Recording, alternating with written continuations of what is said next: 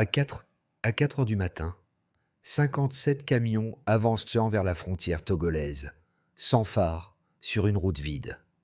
Un drone s'élance, verrouille le ciel et sous des sacs de farine, les soldats découvrent fusils, grenades, missiles et roquettes, certains marqués de code 2023 pour une valeur annoncée de 700 millions de dollars. Si ce convoi prouve qu'un réseau peut se répliquer et frapper ailleurs, qu'est-ce que cela change pour vous? Et pourquoi Ibrahim Traoré y voit-il un signal pour tout le Sahel? Une seule nuit, et l'équilibre bascule. Ce dossier ne promet pas une révélation spectaculaire de plus. Il propose une méthode de lecture.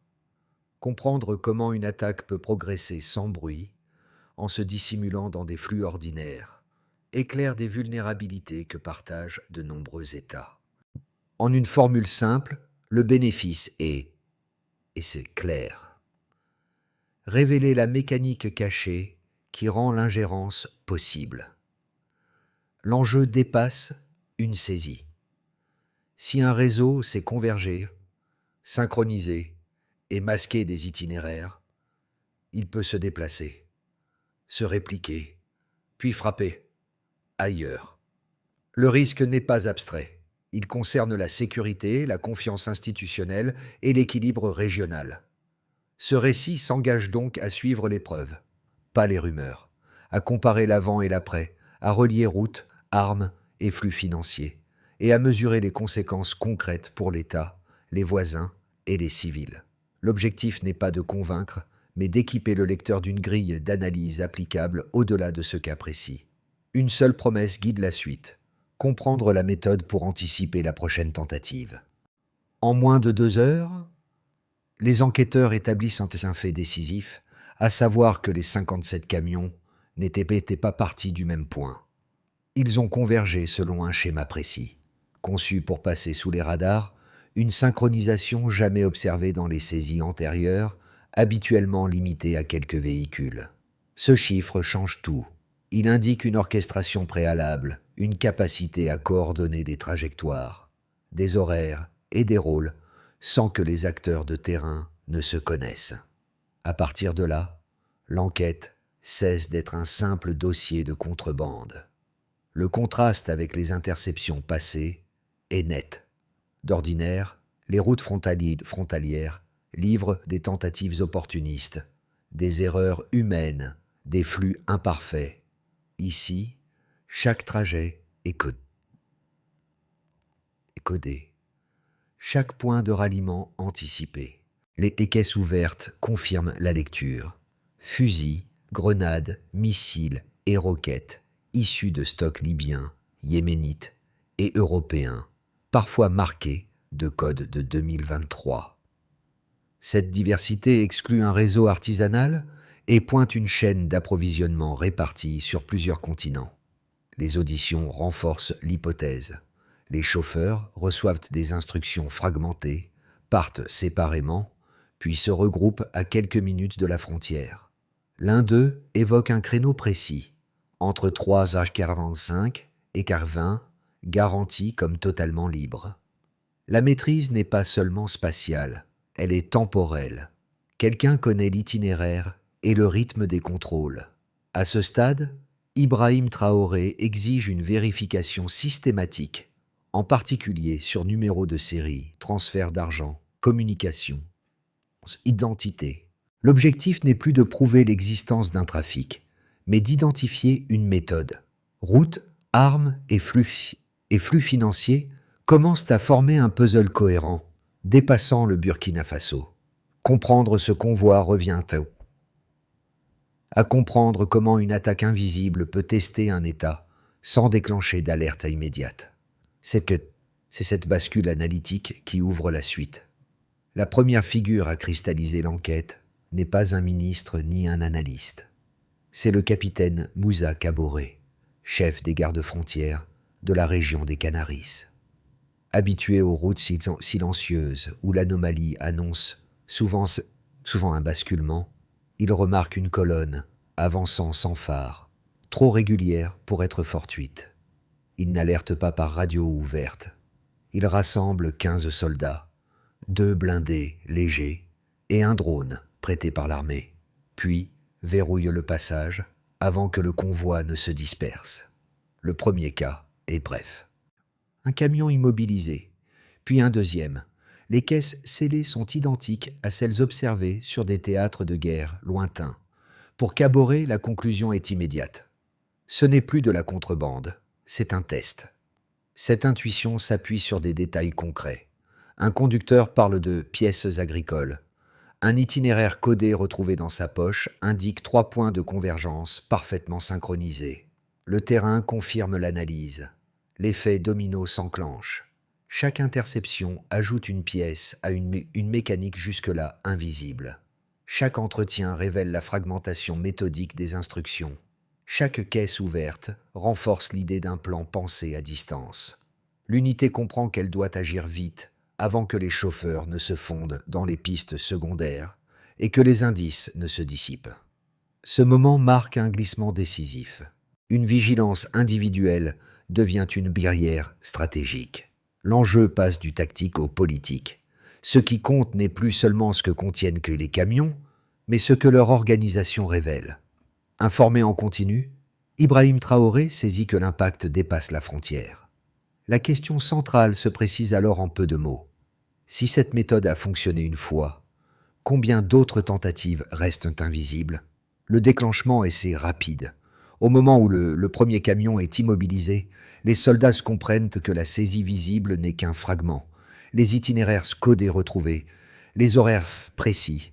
La discipline des chauffeurs indique une architecture plus vaste. La décision est prise de contenir avant d'exposer. Les points secondaires sont verrouillés, les communications limitées, les contrôles étendus par cercles successifs pour éviter la dispersion. La montée se fait par paliers. 3 camions deviennent 5, puis 10. Chaque arrêt révèle une constante, des caisses scellées selon les mêmes standards, des listes fragmentées, des consignes qui se complètent sans se répéter. Le schéma n'est pas linéaire, il est convergent. Des véhicules partis de lieux différents s'agrègent selon un calendrier commun, comme les segments d'une opération conçue pour se confondre avec la routine logistique. Ce qui frappe les enquêteurs n'est pas seulement le volume, mais la précision. Les chauffeurs ne se connaissent pas, pourtant leur trajectoire s'emboîte. Les premières heures livrent des indices décisifs. Les armes couvrent un spectre large, fusils, grenades, missiles, roquettes, et portent des marques d'origine multiples. Cette diversité exclut l'improvisation. Elle suggère une chaîne d'approvisionnement répartie, capable d'assembler des lots hétérogènes sans briser la cohérence du flux. Les équipes relient alors routes et caisses et paiements, paiements et sociétés écrans. Le puzzle commence à tenir. Les répliques y suivent immédiatement. Des informations contradictoires circulent, des rumeurs de diversion apparaissent. Certains chauffeurs évoquent des points de contrôle connus. L'enquête s'élargit au flux financier. Des paiements fractionnés en surface masquent des montants plus importants en arrière-plan. Des structures juridiques servent de relais. Des contrats de façade justifient des transports ordinaires. Le convoi n'est plus un événement, c'est un test de résilience. À mesure que l'ampleur se précise, le débat se déplace. S'agit-il d'un trafic opportuniste, amplifié par la chance, ou de la phase finale d'un plan destiné à mesurer la capacité de l'État à détecter une menace enveloppée dans la normalité? Les éléments s'additionnent du même côté. La synchronisation, la temporalité maîtrisée, la diversité des origines, les couvertures financières. Tout pointe vers une conception en amont, distante du terrain. Informé heure par heure, Ibrahim Traoré fixe une ligne claire. Priorité à la méthode, passe au spectacle. Chaque numéro de série est vérifié, chaque transfert recoupé, chaque audition consignée. L'objectif est d'éviter l'erreur classique, traiter les faits sans comprendre la cause. Car l'enjeu n'est pas seulement d'arrêter un convoi, mais d'empêcher sa réplique. Invisible, ajusté, mieux synchronisé, ailleurs. La séquence se clôt sur un constat froid. L'État n'a pas seulement intercepté des armes, il a mis au jour une mécanique. Et une mécanique, une fois comprise, appelle une réponse différente. Anticiper plutôt que poursuivre. Fermer les interstices plutôt que multiplier les barrages. La suite dépendra de cette translation stratégique. Avant la saisie, les interceptions frontalières. Relevé d'un régime connu. Quelques véhicules, des lots homogènes, des itinéraires courts, des erreurs humaines visibles. Après la saisie, l'image change nettement. Le passage de quelques camions à 57 véhicules coordonnés constitue un saut d'échelle qui transforme la lecture. On ne mesure plus un trafic, mais une capacité. Cette bascule avant-après est le premier indicateur chiffré qui oriente l'analyse. Le deuxième repère tient à la valeur estimée à 700 millions de dollars. Rapportée aux standards régionaux, cette somme dépasse les budgets annuels de nombreux dispositifs de sécurité du Sahel. Elle indique un investissement destiné à produire un effet durable, pas un gain rapide. Autrement dit, le coût engagé suggère une intention stratégique. Ce n'est pas une opération rentable à court terme, c'est un test à haute valeur politique. Troisième élément mesurable, la temporalité. Un créneau précis, entre 3h45 et 20, a été communiqué au chauffeur comme totalement libre. Cette fenêtre de 35 minutes n'est pas un détail opérationnel.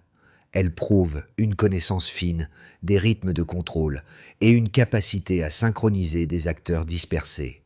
La donnée temporelle devient ici une preuve. Maîtriser l'heure, c'est maîtriser le système. Ces trois mesures, volume, valeur, temps, ne prennent sens qu'ensemble. Isolées, elles pourraient encore nourrir des lectures prudentes. Combinées, elles dessinent un modèle. Le volume montre la coordination. La valeur révèle l'intention. La temporalité confirme l'accès à l'information. Le passage de l'avant à l'après se situe précisément là. On quitte l'hypothèse d'une opportunité pour entrer dans celle d'une orchestration. Les audits financiers renforcent ce diagnostic. Les flux observés suivent un schéma répétitif. Paiement modeste visible, montant plus élevé masqué, relais par des sociétés, écran. Ce montage n'est pas exceptionnel en soi. Ce qui l'est, c'est sa cohérence avec les données logistiques. Quand route, horaire, IRS, EMS et finances convergent, l'erreur devient improbable. Pour Ibrahim Traoré, ces chiffres ne servent pas à frapper l'opinion. Ils servent à décider. Chaque indicateur appelle une réponse spécifique. Renforcer la détection des convergences, surveiller les fenêtres temporelles, croiser systématiquement logistique et finance. La quantification ne clôt pas le débat, elle le structure. La conclusion est sobre. Avant, l'État réagissait à des signaux faibles isolés. Après, il dispose d'un faisceau d'indices mesurables qui décrivent une méthode. Et une méthode, une fois quantifiée, peut être anticipée. La première lecture, défendue par certains observateurs extérieurs, réduit l'affaire à un trafic opportuniste amplifié. Selon cette hypothèse, des réseaux criminels auraient profité de frontières poreuses, de contrôles inégaux et d'une conjoncture régionale instable pour faire transiter un volume exceptionnel d'armes.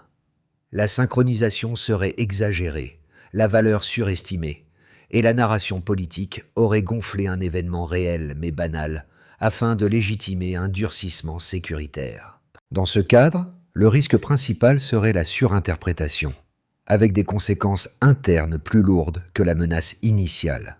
La seconde lecture considère au contraire une opération structurée. Elle s'appuie sur des faits difficiles à dissocier.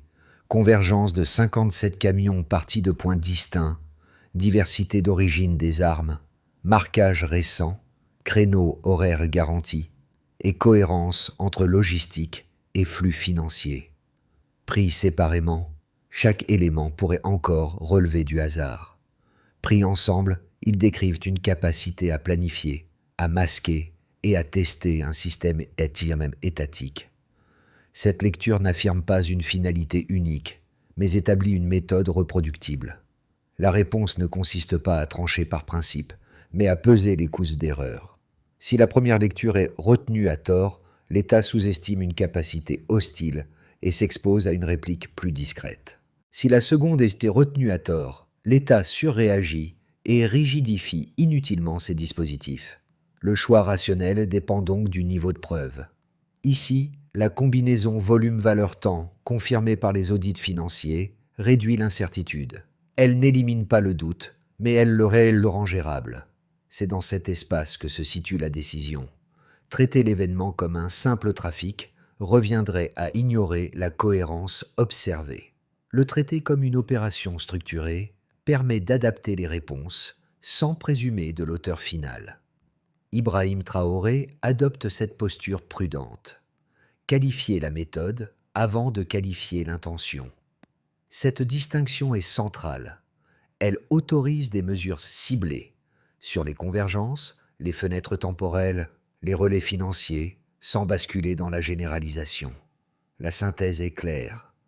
Le Stillman de la thèse minimaliste éclaire les risques d'emballement. Les données disponibles, elles, justifient une lecture plus exigeante. Entre les deux, la voie étayée consiste à agir sur ce qui est démontré et à suspendre le reste. C'est ce choix méthodologique qui prépare le point de bascule suivant. Ce constat, posé au milieu du dossier, modifie la lecture de bout en bout. Jusqu'ici, chaque indice pouvait encore être interprété comme un excès de coordination ou une opportunité exceptionnelle. À partir de ce point, l'ensemble s'ordonne autrement. Les itinéraires convergent, la fenêtre horaire maîtrisée, la diversité des armes et la cohérence financière ne décrivent-ils pas une fin en soi, mais une épreuve de système? L'objectif implicite n'est pas seulement d'acheminer des armes, il est de mesurer la capacité d'un État à voir, comprendre et réagir. Un détail cristallise cette bascule. Les documents saisis mentionnent une structure nommée « démocratie restaurée », citée dans plusieurs échanges cryptés. Ce nom n'explique pas tout, mais il relie routes, armes et flux à une architecture décisionnelle extérieure. À cet instant, la transparence devient un levier. Exposer les données, montrer les schémas, relier les points, l'enquête cesse d'être défensive et devient dissuasive. Dans la salle de crise, les cartes projetées relient Abidjan, l'Europe et le Golfe. Les transferts excluent l'improvisation. La méthode est transnationale, pensée pour se fondre dans des cadres légaux ordinaires. C'est ici que Ibrahim Traoré fixe le cap, traiter la révélation comme un changement de régime analytique. On ne cherche plus qui, mais comment, car le comment est réplicable.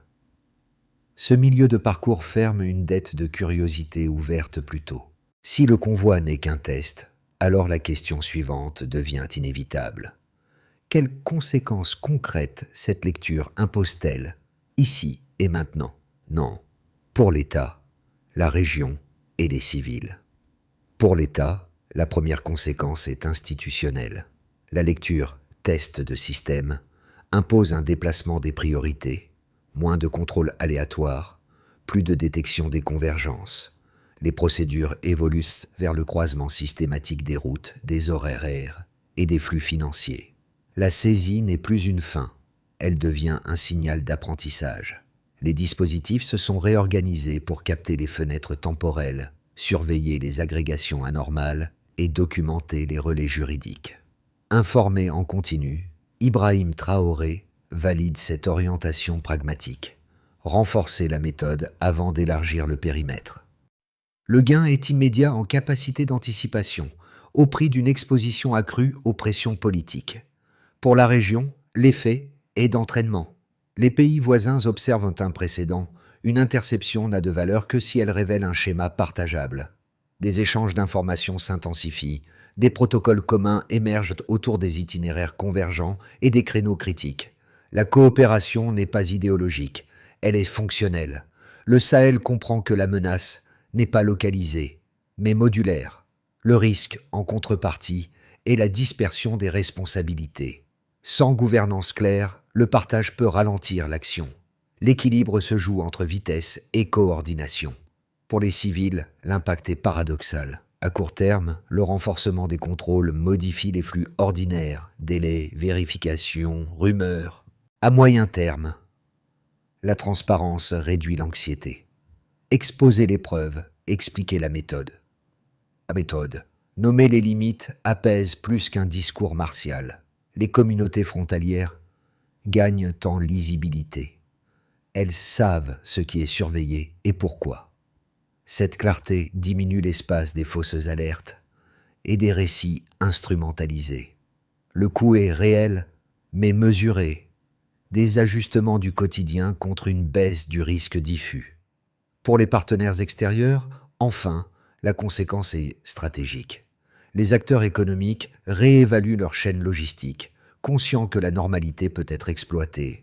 Les acteurs diplomatiques recalibrent leur position face à une démonstration de méthode plutôt qu'à un coup d'éclat. Certains soutiens se renforcent, d'autres se crispent. Le message est clair. L'ingérence discrète laisse des traces lorsqu'elle est documentée. La dissuasion change de forme. Elle devient probatoire. Ces 4 effets s'additionnent. L'État gagne en capacité, la région en coordination, les civils en lisibilité, les partenaires en prudence. Aucun groupe n'est indemne. Tous ajustent leurs pratiques. La saisie agit comme un révélateur de dépendance invisible et de marge d'action nouvelle. La question qui s'impose alors n'est plus celle de l'événement passé, mais de sa traduction durable. Si la méthode a été comprise, comment se projette-t-elle dans les prochains mois ? C'est à ce point que les scénarios deviennent nécessaires. Le scénario de base prolonge la dynamique actuelle sans rupture. Les dispositifs renforcés restent en place. La coopération régionale progresse par touche et la transparence demeure sélective. Les réseaux adverses testent à la marge, ajustent leur route, réduisent les volumes. Le risque ne disparaît pas, il se fragmente. Pour l'État, l'enjeu est de maintenir l'effort analytique sans épuiser les capacités opérationnelles. La réussite se mesure alors à un indicateur simple, moins d'agrégation anormale, plus d'alertes précoces. Ce scénario est stable, mais exigeant dans la durée. Le scénario favorable repose sur un effet d'apprentissage partagé. Les pays voisins adoptent des protocoles compatibles, les échanges d'informations gagnent en cadence, et les fenêtres temporelles critiques deviennent plus difficiles à exploiter. Les acteurs hostiles voient leurs coûts augmenter. Plus de relais à sécuriser, plus de risques de détection, moins de prévisibilité. Dans ce cadre, l'économie légale bénéficie d'une clarification des flux et la confiance institutionnelle s'améliore. La condition clé est la constance. Sans suivi, l'avantage se dissipe rapidement.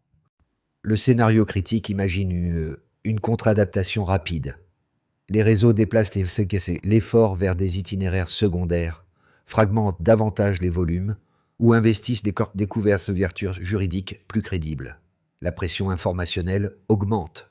Rumeurs, récits concurrents, tentatives de délégitimation. Les dispositifs, s'ils restent rigides, peinent à suivre. Le risque n'est pas l'échec spectaculaire, mais l'érosion silencieuse.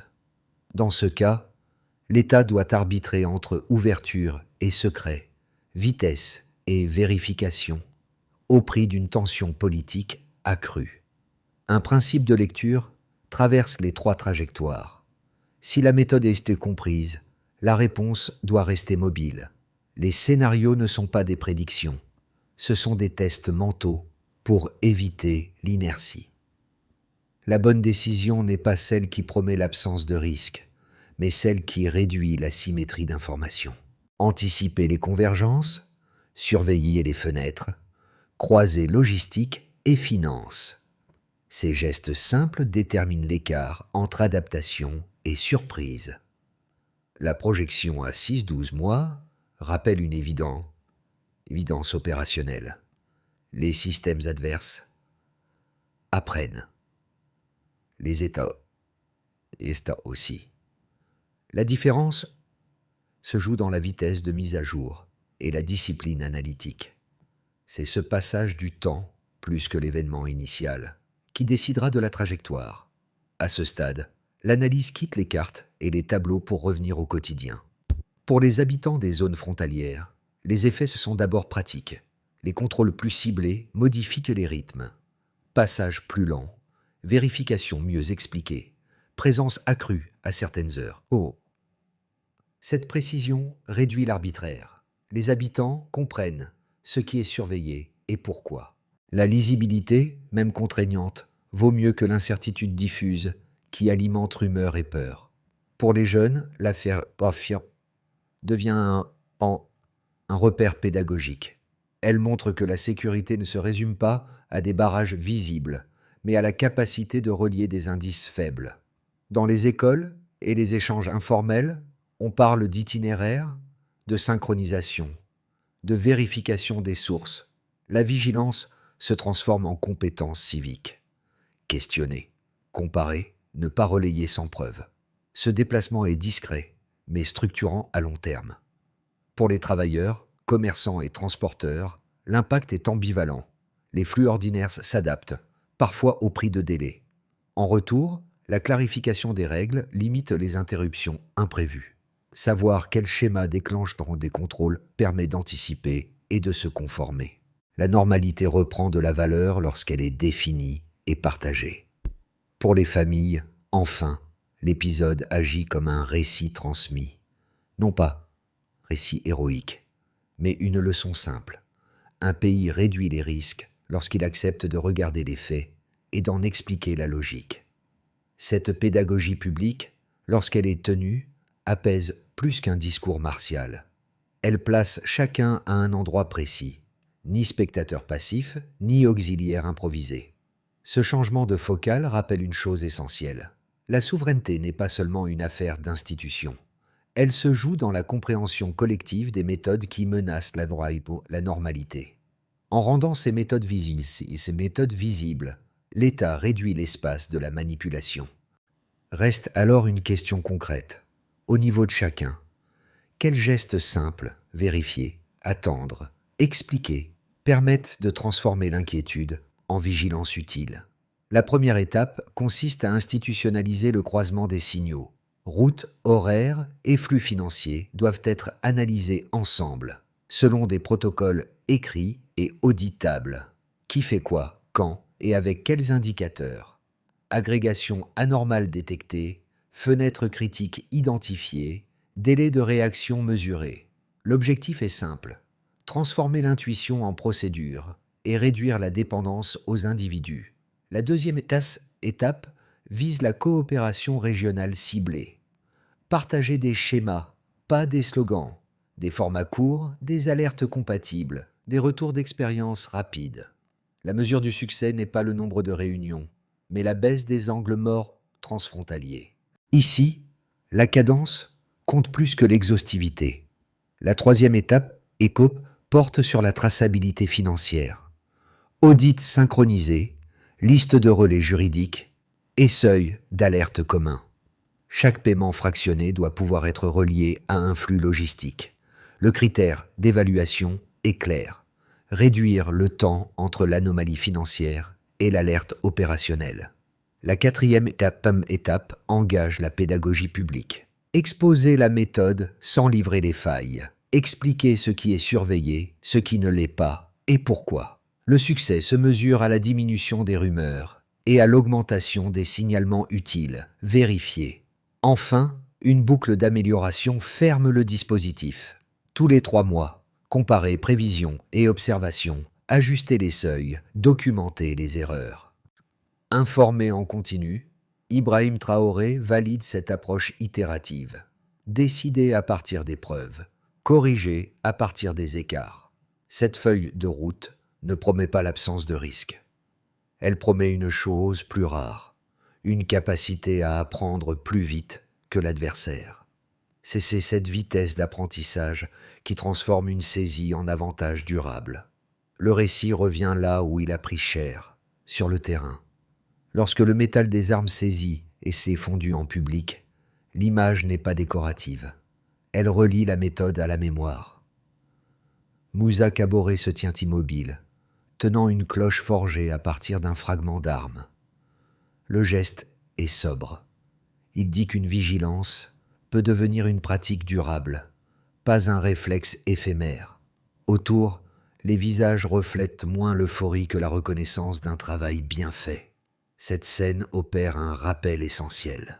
La réussite n'a pas tenu à un coup d'éclat, mais à une chaîne de décisions modestes. Remarquer une anomalie, verrouiller un passage, croiser des indices, documenter, sans précipiter. La cloche n'efface pas le risque. Elle marque un apprentissage collectif. Elle rappelle que la normalité peut être défendue par la méthode. Quand Ibrahim Traoré rejoint la foule, le message reste cohérent avec le dossier. La victoire n'est pas proclamée. Elle est définie.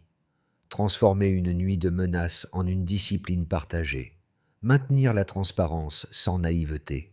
Accepter la correction continue. Le symbole n'est pas une fin. Il est un repère pour la suite. La boucle se ferme ainsi. Du détail observé à l'action coordonnée, de l'action à l'explication publique, de l'explication au symbole. Une phrase s'impose, brève et praticable. La vigilance se cultive. C'est ce rappel, plus que l'événement, qui mérite d'être transmis. Ce dossier se termine sans injonction. Il laisse une invitation. Ce qui s'est joué ici n'est pas un affrontement spectaculaire, mais une démonstration de méthode.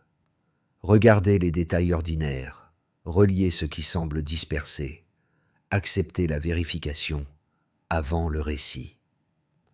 Cette approche dépasse un pays et un moment. Elle concerne la manière dont des sociétés protègent leur normalité sans céder à la peur ni à l'aveuglement. La leçon n'exige ni expertise militaire ni position officielle. Elle commence par des gestes accessibles, attendre une confirmation, comparer deux versions, demander d'où vient une information et à qui elle profite. Transmettre ce réflexe, c'est déjà réduire l'espace de la manipulation. Le symbole final, une cloche issue du métal fondu, n'oblige personne. Il rappelle simplement qu'une vigilance partagée peut devenir une culture. Dans ce cadre, Ibrahim Traoré n'est pas présenté comme une figure à suivre, mais comme un point de cohérence dans une chaîne de décisions fondée sur des preuves. Le message reste ouvert. Chacun choisit ce qu'il en fait, un repère, une discussion ou un silence attentif. Reste alors une question, volontairement simple, adressée à tous. Face à des récits qui circulent vite et des intérêts qui se masquent, quelle méthode choisissez-vous de transmettre demain ?